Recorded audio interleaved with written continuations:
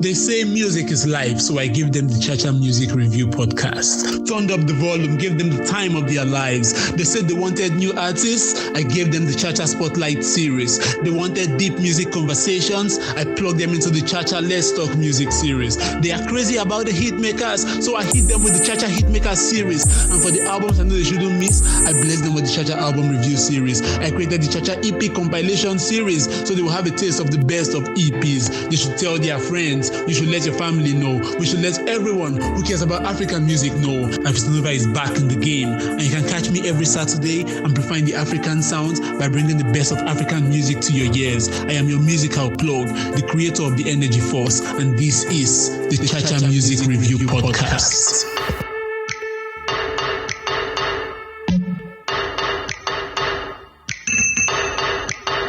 Good day, ladies and gentlemen, boys and girls, and members of the Cha-Cha Nation. You already know my name is Afistonova, aka your musical plug, creator of the Energy Force. And this is the Cha-Cha Let's Talk Music series on the Cha-Cha Music Review podcast. Today, I will be having a very important guest and we'll be talking about a very important topic. We all know that when it comes to music in Nigeria, the year 1999 is a very, very significant year in the history of music in Nigeria. Forget this 2022, 2023 that we are shouting Afrobeat to the world. Afrobeat to the world didn't start in 2022 or 2023. It started as way back as 1999. But that is not even, the topic of today. Before we get ahead of ourselves, let me allow my guest for today to introduce himself. Hi guys. Afistonova, yes? Yes, Afistonova. Yes, my name is Jide Taiwo.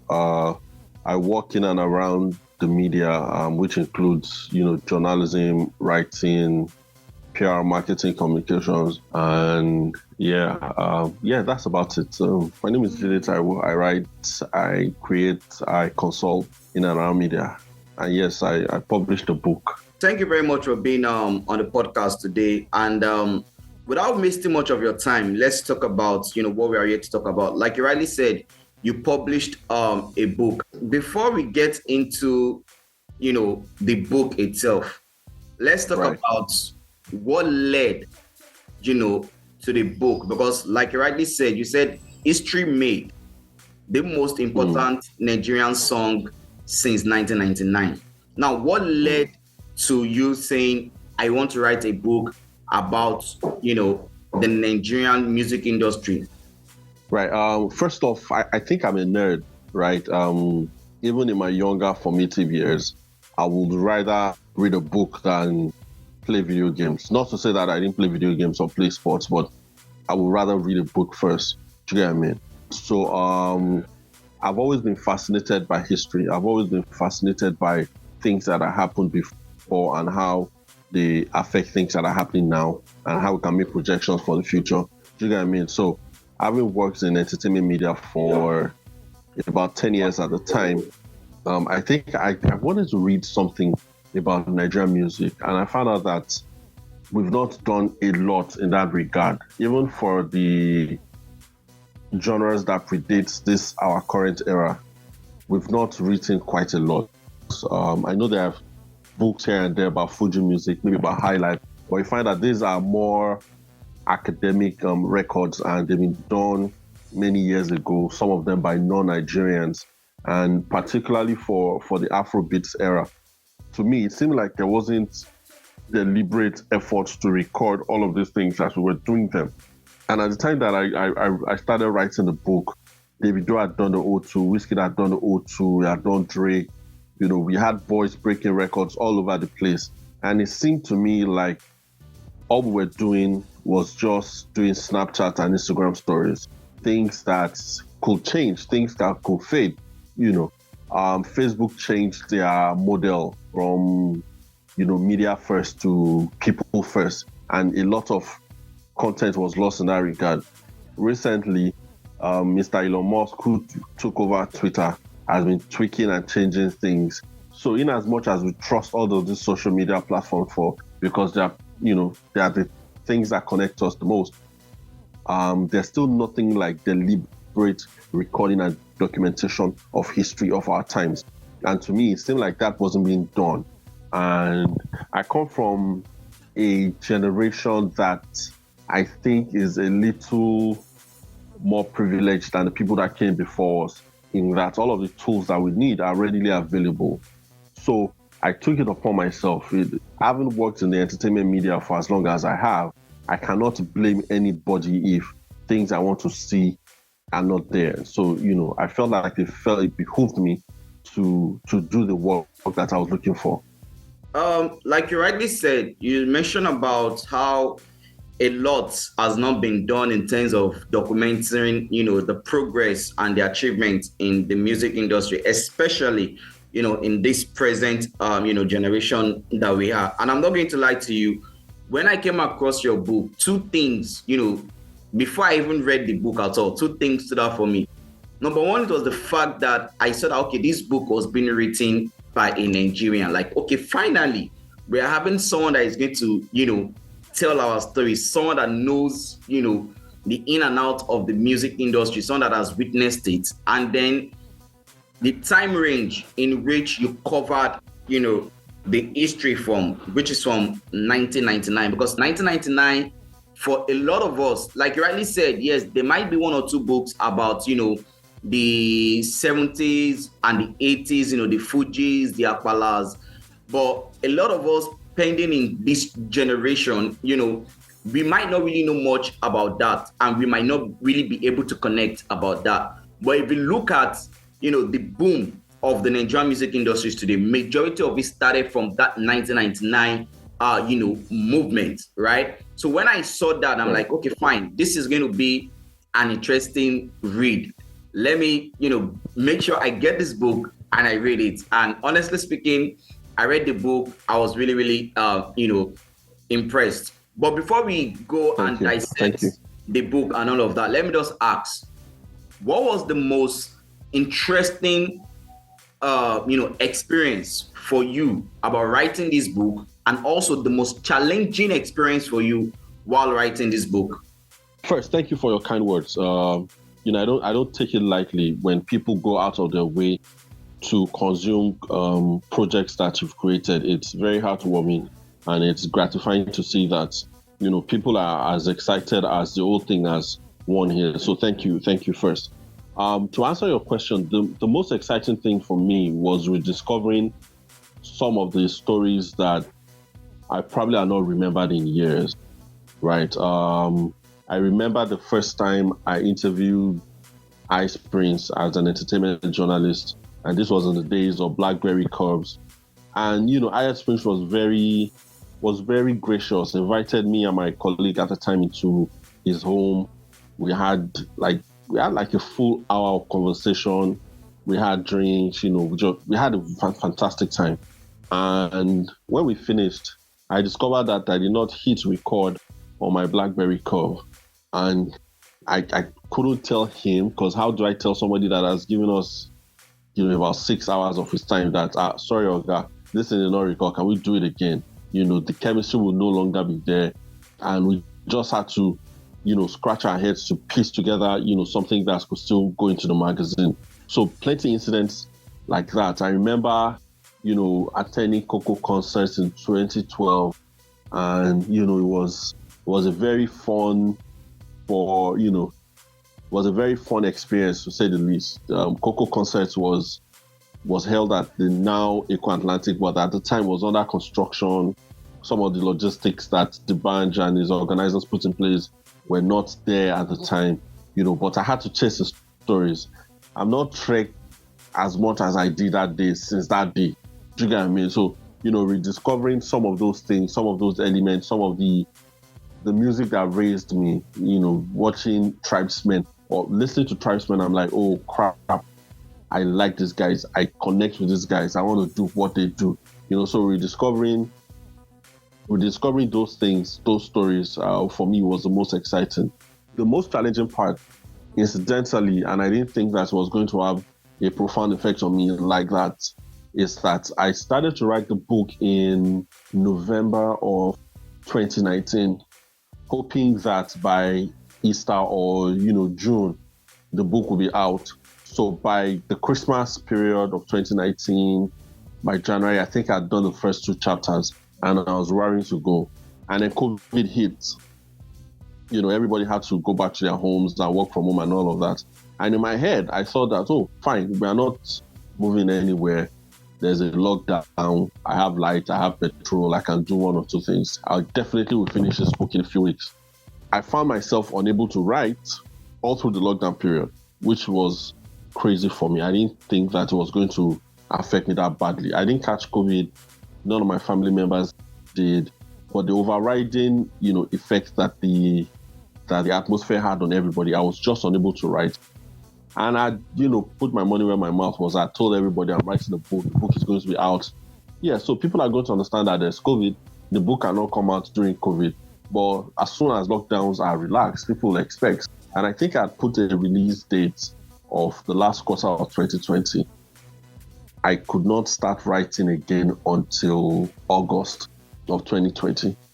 And I had to pack the majority of that book between August and November when it went to press, because it has to be out in December. So those were the challenging, those were the exciting and challenging things for me.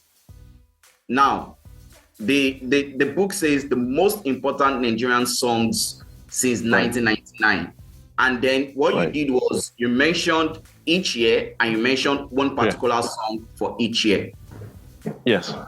Now, let me ask this question before we dive into the book proper. What was the criteria you used in saying, because let's take, for example, if somebody wants to say the most important song in 2022, just for example, we had about, just not to exaggerate, but we have, let's say, about 100 songs that came out in 2022. So how do you sit down and determine and say, this is what makes this one song, the most important song among all the songs that came out in 2022? So how were you able to decide what were your factors that you say, okay, this is what I will use to say this is the most important song from 1999 up until, 2020? Right. So I have the privilege of having lived through these eras.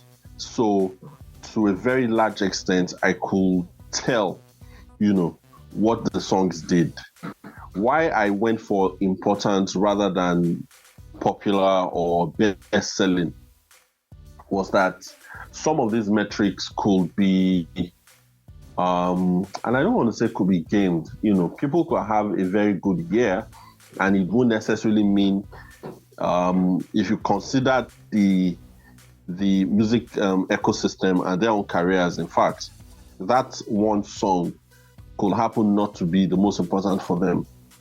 So for me, what I did was to compare what the song did either for the artists themselves or for the music industry or for the genre.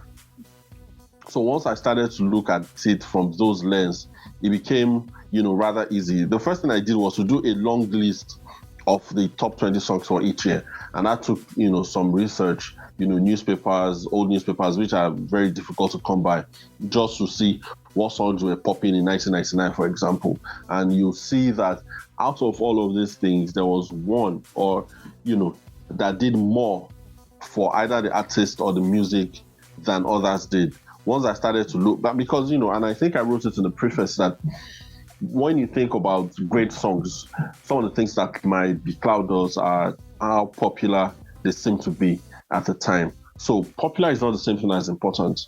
One of the most striking chapters for me, myself, that I wrote was a chapter on Gino, No Be God. Now, Gino is not a popular artist, right? I think he even has an aversion for media, because I've been asking him for an interview for about 4 years, and it's not just me. Some of my other friends that have been chasing him, and it's just not, it's not his thing, right?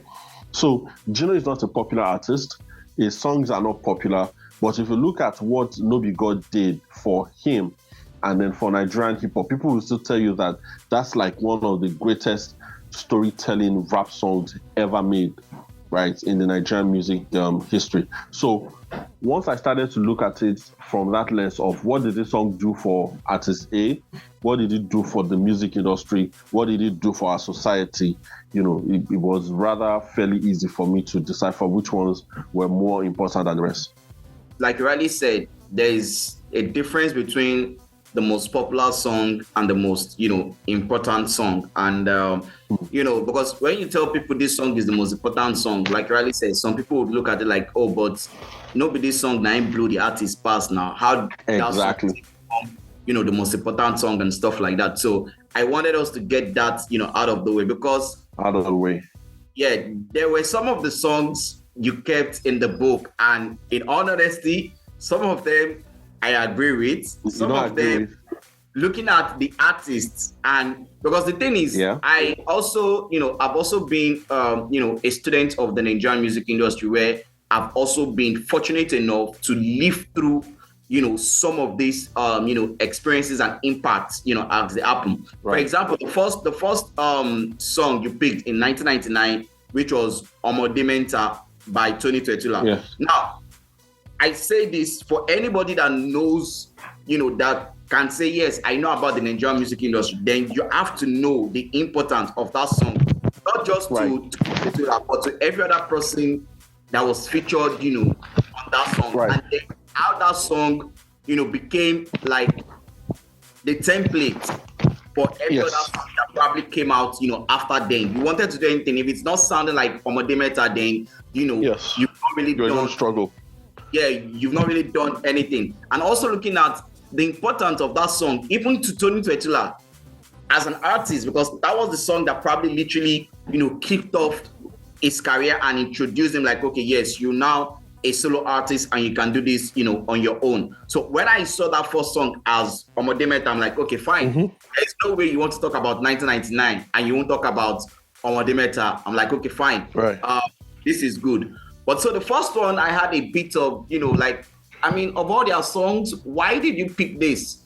Because the thing is, I want people, after this, conversation, I still want people to go ahead and go and pick the book and read it for themselves. Right. So we're just going to talk about 5 songs on the list, and then, people can go and read and find out which other song made the list. So the first one I'm going to pick is going to be that Trybe Oya. Yes. Now, why of all the songs they put out, why was Oya what you felt was the most important song for them? For a number of reasons, and I'll share with you. One, Trybe was three people when they started releasing music in 1999. Yes. By a couple of years later, they had, introduced the larger collective that were their other friends. So what Trybe was trying to do at the time was unique because they were not street boys. And I use that word respectfully. That Shoki will tell you it's from the streets. African China will tell you it's from the streets. Trybe wasn't from the streets. Matter of fact, the single person, among them that wasn't from the one among them that didn't go to a private school, let's just put it that way, was Freestyle. But Freestyle grew up in Akoka, just right outside University of Lagos. And if you know about anything about University of Lagos, it's obeying, is fresh. It's for fresh kids. You know what I mean? LD and KB grew up in Kaduna in private schools, had access to computers when most organizations didn't have it. They had computers in their home. I know for sure that LD's parents had a computer in their home. So these were guys that were not from the streets, and some of us were not as well. Do you understand? Some of us were also middle class kids. So what they were doing introduced them to a large section of the people that were not streets. It's kind of like Kanye versus them Jay-Z, right? So Kanye's mother was a professor. Do you get what I mean? So why that Trybe was very, very impactful was that these were about 10 guys that could rap, but they were not streets. They were creamy kids, for lack of a better word, and they connected to a lot of people who were struggling between, having to form being straight and being comfortable being a, how do they say it, in get inside kid. Do you get what I mean? And then that's for them as a collective. And then what they did on Oya, I don't think has been replicated. You had 10 solid rappers, even if some of them got a little help from the more proficient members of the group. But you have 10 members doing a 3-minute and maybe 40-second song, and everybody had to pack in their best into that, time frame. And then the fact that they had a video almost the same time the song came out. This was long ago. Nobody was doing, posse cuts like that. So you had like a crew that was making music, and the fact how the song got made, really made it impactful. So LD was just going to do with a couple of friends. I think it was KB's idea, and then Dr. Sid was there, and Dr. Sid was like, "Oh, you people want to rap? You want to release this song? Can you not put me on there? Are you joking? I'm going to be on there." And the fact that, he had some of the finest lyricists, some of the finest rappers that Nigeria has ever seen. I keep talking about Blaze. Blaze is, see the way people talk about Lauryn Hill? I think that's how we should talk about Blaze. Again, their careers kind of mirror each other because they'll do one thing and then just fell out of love with the music and the industry. So yes, Oya is the only song from that tribe that has all of them, that has a solid video, and that was cool for creamy kids and then cool in the streets as well. Because you had, Shake Baka, Roll for Floor. Those are things that will connect to the average Joe on the streets, that will also connect to the average Joe in the class. Like you rightly said, what Tribesmen, LD, and the tribes, what they did at that point in time was phenomenal. I'm not even going to lie. Now, the second song that, I also felt like, of all songs that this person released, why this is Big Bros by Ruggedman. I mean, for me, I would have felt a song like probably or a song like Ruggedy Baba. Like I would have felt like if I was to pick, I would have said, that was the most important song in Ruggedman's, career. But when I saw Big Bros, I'm like, okay, Big Bros, explain why Big Bros is the most important song, from that era. From that year.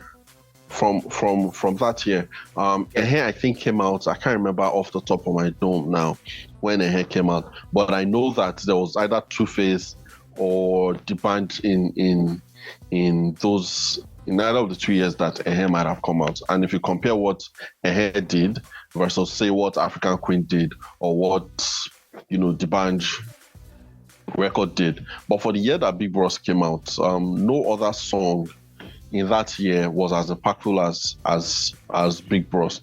And again, for Ruggedman was an outsider. Do you get what I mean? Was doing stuff by himself, and then he had the nerve to go against the biggest rapper at the time, Idris Abdul Karim. Idris Abdul Karim, whatever people say now, in 2000, 2001 was the man, right? And you find out that these are guys that were trying to make up shit from things that had not happened before. So the fact that Ruggedman had the nerve to go against Idris at the time, and come to think of it, on the song with I was speaking with Tolu from Maintain when I was writing the book, and Tolu said he was friends with Ruggedman. Ruggedman was their guy. And Ruggedman had told them, guy, I go yab you. And they're like, oh, for sure, go ahead. Rasky didn't have an issue with, Black Reverends didn't have an issue. He didn't have an issue with anybody, to be honest. But even if he wasn't friends with Idris, he was friends with a bunch of other guys. That's why, so you could say that it was a little contrived. And if you listen to what he was saying on how he had softened his tone, because I discovered Ruggedman in 99. He did a song called What If, and What If is pure flames, from start to finish, bars, double entendres, all of these hallmarks of a regular hip-hop track. But that's not what he did on Some of the things that he accuses guys of doing, rapping in pidgin, putting your local language, he wasn't doing them before. So you could say that Ehe was a little bit contrived. No More Loss is a funny guy, God rest his soul, but No More Loss wasn't Hausa. It wasn't all of those effects that they were doing were created for effect, that Ehe will elicit from people. Fast forward to Big Bros. He wasn't smiling. He meant everything that he said. And even though till date, Kenny and Dion would say that there's no need for them to, blacklist Ruggedman from performing or doing, and I don't think that they would have. But Kenny and Dion were so powerful that, the thing about yes men and hangers on and assistants, what I suspect is that some of the people around them would not want them to hear what Ruggedman had to say. So they'll take out some things. I don't know, and this is just me, I don't think Kenny will make a call and say, do not play Ruggedman's song. But people who work for Kenny will be like, no play this, make Organo hear him. But Ruggedman was convinced that he was blacklisted with and he had a right to feel that way. The songs weren't getting paid, and the songs were good. And then he went against them. He had no filter. He said what he wanted to say. He felt how he felt. And the fact that the song, I think, was produced by OJB, who had done some work for them, Kenny's music. So all of these things, if you look at what it did, and, if somebody is accusing you directly of trying to end his career, you will be compelled to say, yes, fuck you, I'm trying to end your career. Or you'll be compelled to say, what's my own? Do whatever you need to do. Do you get? None of Ruggedman's songs around that time has been able to do that. Kenny, D1, ID, the entire Kenny's music juggernaut was huge. Nobody could go against them. Ruggedman did, and his career didn't end. As a matter of fact, his career now went to another level after that song. So that's why I think is the most important for the year. Given everything you've explained now, it's understandable why, Big Bros was on the list. Yeah. Now, the next song I want to talk about is one song that I'm not going to lie to you. I said it when I read the book, like, this one, when I saw Jide, me and now we go drag up. Gotcha. Possible. In all of their catalogs, in everything done, how were you able to select and decide and say, easy? From PSquare. What's the most important song? Because, if we are going to pick any song from PSquare, for me, No Easy was not even going to come close to any song I would have picked. Right. So, why PSquare E No Easy? You cannot deny PSquare's impact on the music, what it did. I don't think any group has surpassed them across the continent, up until now. However, you also got to bear in mind that each year was different. In the year that Easy was released, it was bigger than everything else. Maybe not the biggest single record from PSquare's catalog, but in the year under review. That's the tricky part. So it wasn't like an expose across PSquare's entire career. Is according to each year, and the argument could be made that it's maybe Señorita or any of their hit songs, but compare that to each year.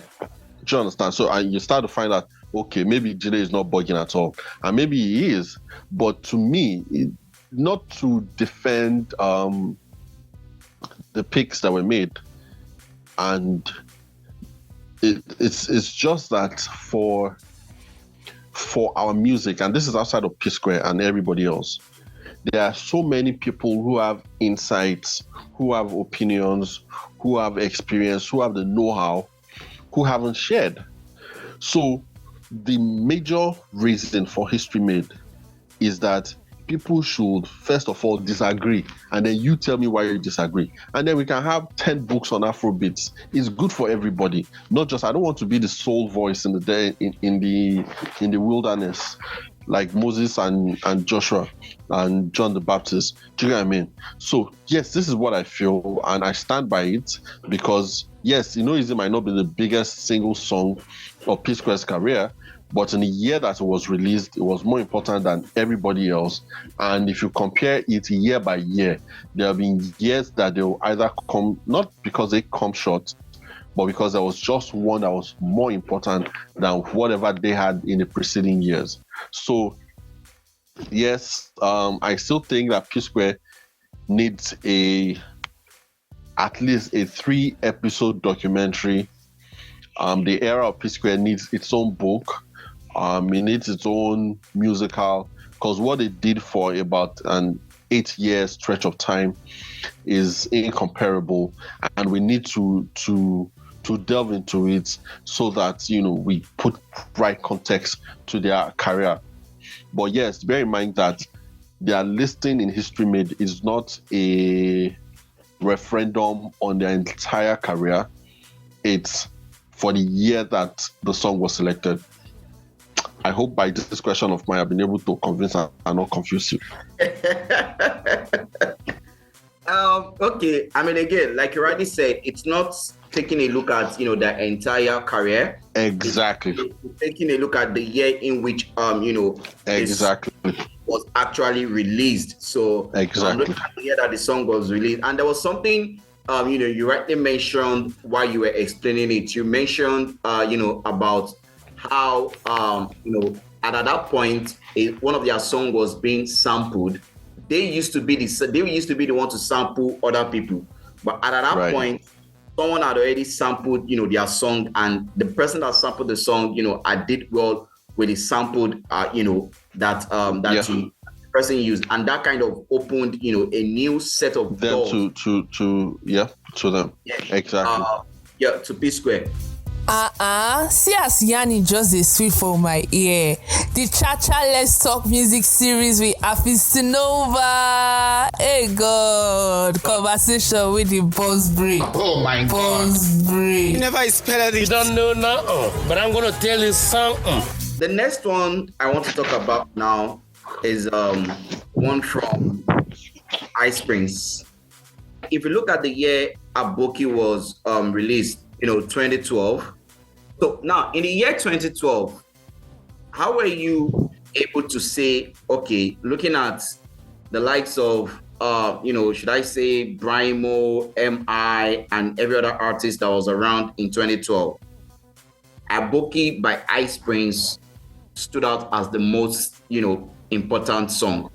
So in your introduction, you mentioned how important 1999 was. And yes, I look at 1999 as the creation, right, of this current era. Of course, people have been doing stuff before then, but in this format, that we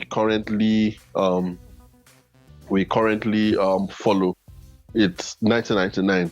However, similar to the creation story in the Bible, there are different eras and different periods. So after 1999, there was also 2004, there was also 2006, there was also 2009, 10, and then 2012, down to 2015, 2022. And at each time, there are markers that change the game, right? There are markers that flip what we used to know into something new, something fresh, something different at the very least. Aboki is one of the first times of that era that people started to incorporate brand placement into videos.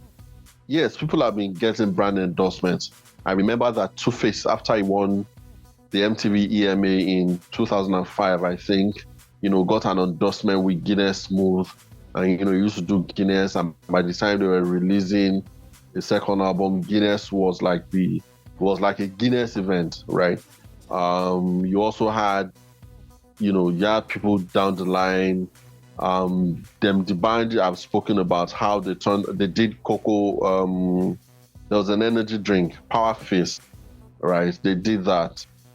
But Ice Prince era, that Aboki was when, brand placements that we've seen in movies started to be incorporated in music videos. He had an endorsement, I think, with LG at the time. So for one, that marked a new beginning. Secondly, yes, he had done with Brimo, he had done a bunch of stuff. He had competed on one, I think it was V-Mobile or competition at the time, But the Aboki era ushered in another era for Ice Prince that lasted another 4 years. And that's in his cadence, in his flow, in that sing-songy rhythm. So he did that on Aboki, and then he went on to do it on another song and another song, I think Superstar or something, So for himself, he found a pocket that was successful, that was easy to digest. And, that's credit to MI and them. So when MI and, Ice Prince will be the first to tell you that everything that he knew about rap and getting involved in the music business, it credits to MI. MI's genius was, that thing that them tribesmen did some 8 years before MI came. MI did it better, than they did. And it was also helped by the era that we were now in. So you had tribesmen trying to swim against the tide. You had when Chocolate City started with them MI, that the tide was actually helping. Do you know what I mean? So, there was better acceptance of Nigerian music. There was more investment in it. So whatever them tribesmen were doing in 99, 2000, by 2008, 9, it had become, I know for sure that I know because, I'm involved in some certain measure. There were brands, telco brands that were trying to reach their audiences, and all they were using was Nigerian music. Do you get what I mean? So you had that convenience. You could do what you wanted. You know for sure that somebody was going to carry you. There was better acceptance and all of that. So for Aboki, Ice Prince narrowed down. That was him owning up to his roots. And you know that, the Nigerian society is it's a fractured one. It's a peculiar one in that we have this mutual, even if it's not distrust, yes, distrust on a certain level, but we have a way that we look at each other that I hope that as we move forward, we start to find and celebrate the things that bind us together more than the things that separate us. For instance, and I make the very, a statement, an argument for it in the book, people look at Aboki as something derogatory. And if you're a natural speaker of any Nigerian language, yes, I speak Yoruba, and I know that you could say thank you in Yoruba and it could mean 1,000 things, right? I know that is the same for 300 other Nigerian languages. So the Aboki itself, even to date, people still use it derogatorily, right? Meanwhile, it means friend. So the genius for me on that song with Ice Prince was that Ice Prince identified with his northern roots, owned it, despite the othering that the larger Nigerian society is likely to have in considering what an Aboki is. Ice Prince owned it, and he owned it on a song that was extremely defining for him. He shot the video abroad. I think it was in LA or Arizona or something. I can't remember the precise location, But this was Ice Prince at its peak. You could have titled the song My Guy, and it will have had the same effect. But considering all of the things, all of the journeys that he has had to take getting to that point, him choosing that sound, that melody, that title for that exact time makes it the most important of the year, makes it the most important of his career at the time, and you can tell that I don't think Ice Prince has stopped that era yet. I know that he has a new record out, which slams, which sounds good, but Ice Prince in that era was undefeatable. It was like the Steph Curry, it was like the one they called to the band. You know how the band was on his toes because there was a one they call.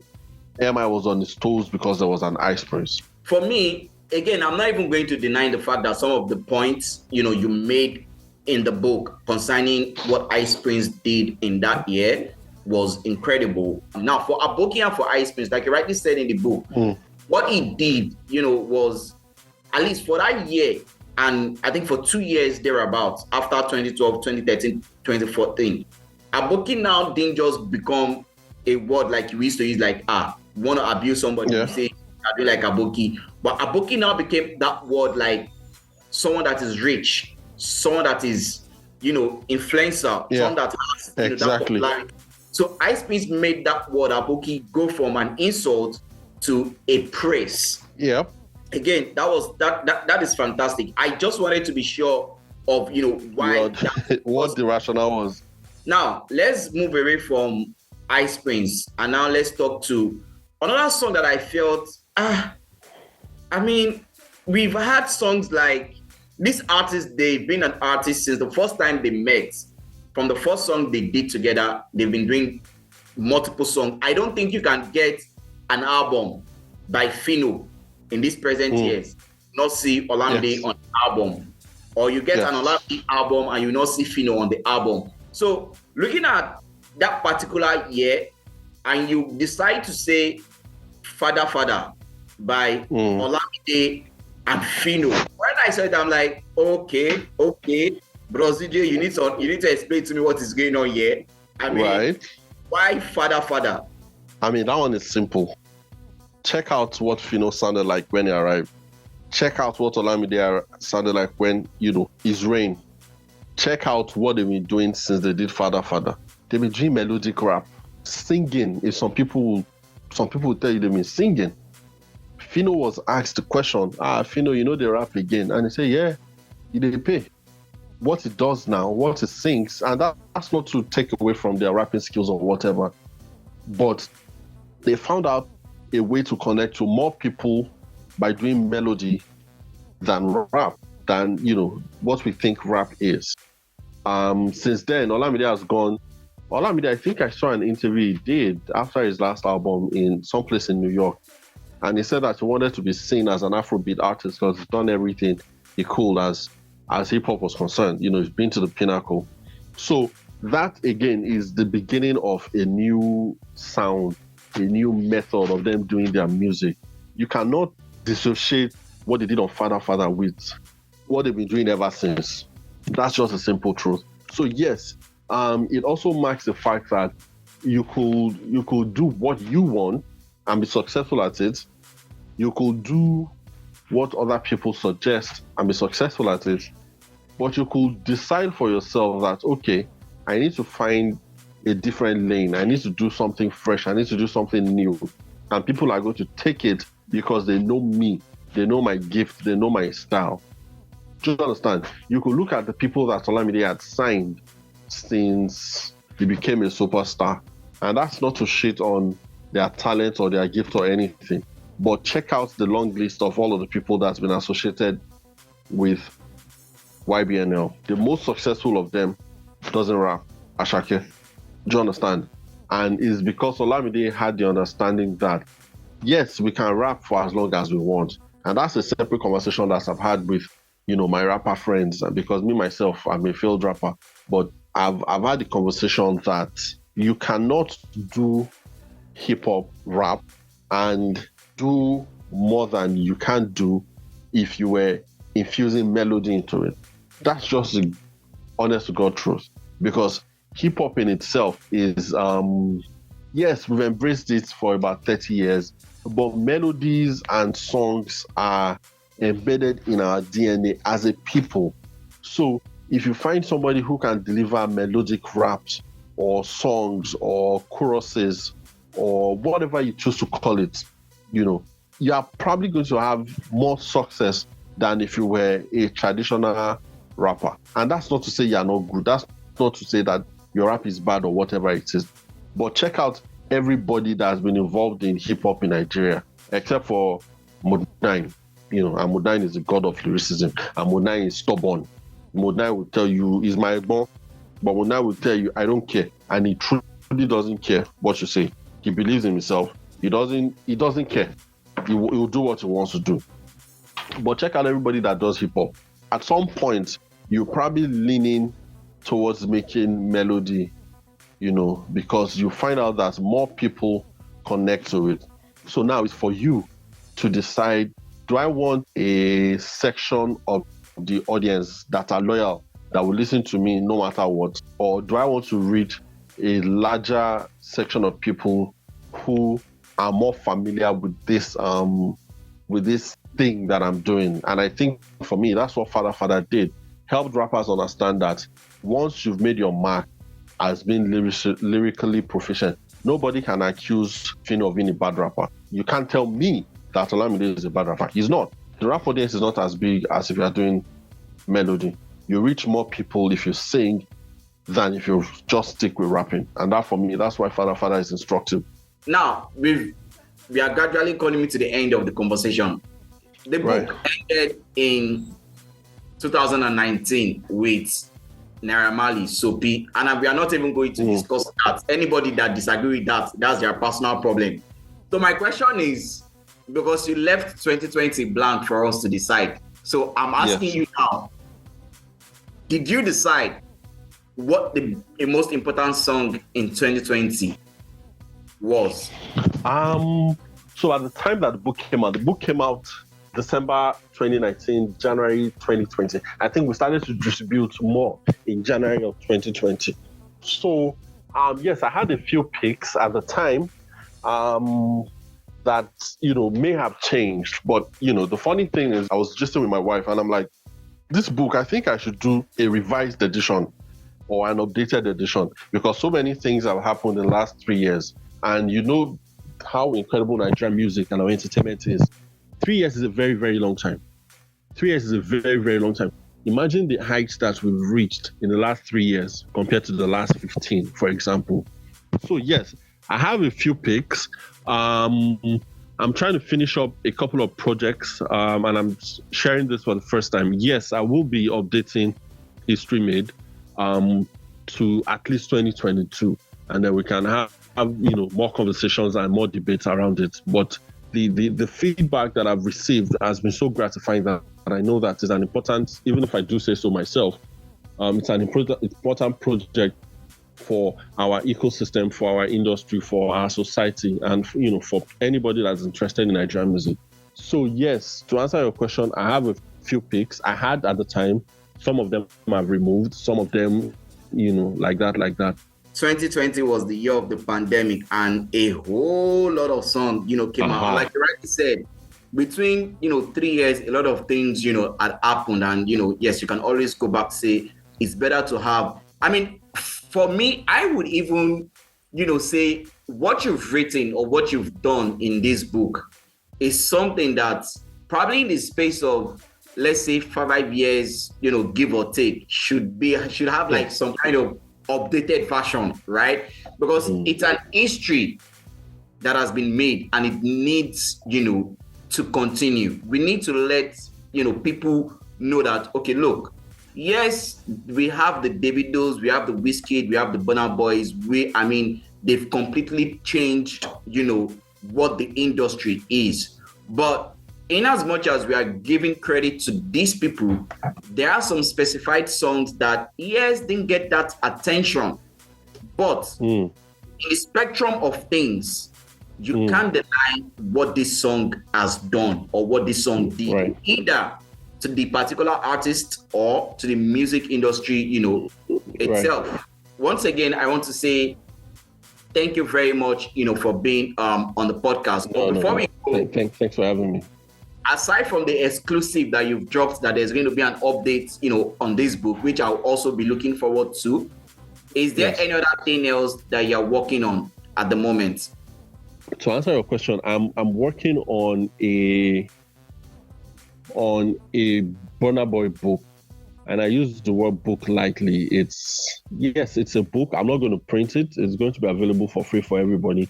It's only 5 chapters long, but it's something to explore the stagecraft, of Burna Boy. I've been working on that from last year, but I got sidetracked by other things. But it'll be, God willing, maybe in the next 1 month at the least. Just something to explore, his stagecraft, his performances. I saw him last night at the NBA All-Star event, and it's clear that Burna Boy is Burna Boy is miles ahead of anybody else, no matter how we feel about anybody else or how we feel about Burna Boy himself. So yes, that's in the works.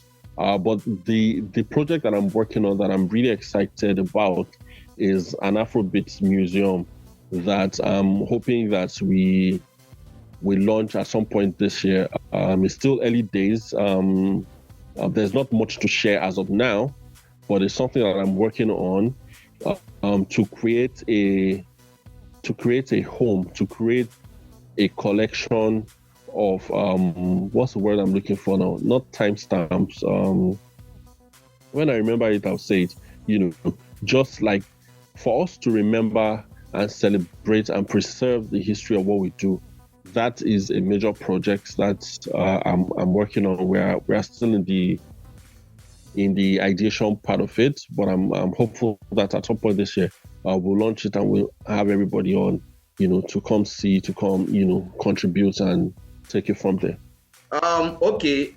Thank you very much once again. I hope that by the time the Afrobeat Museum is all set up, I hope I can get an invite to come. For sure. Cha-Cha Nation, like I said, we've come to the end of this particular episode, and do not worry. I know a lot of you will be excited and be anxious, like, oh, how do I get this book? I want to get to read this book, because trust me, when you read this book, your mind is going to be blown away. So I'm going to put a link in the show notes on how you can get the book. It's not free. It comes for a very, very, in fact, I say it again, very little token. Go tear your pocket at all. So if you're a huge fan of music, then trust me, this is something that you should get. Once again, thank you very much, Jide Taiwo, for being on the podcast. Thank you, Afistonova. Thank you for your time, and I must commend, the work that you're doing. It's easy for us to take a lot of things for granted, especially if, in the current age that we live in, that things happen so fast and things get by quickly.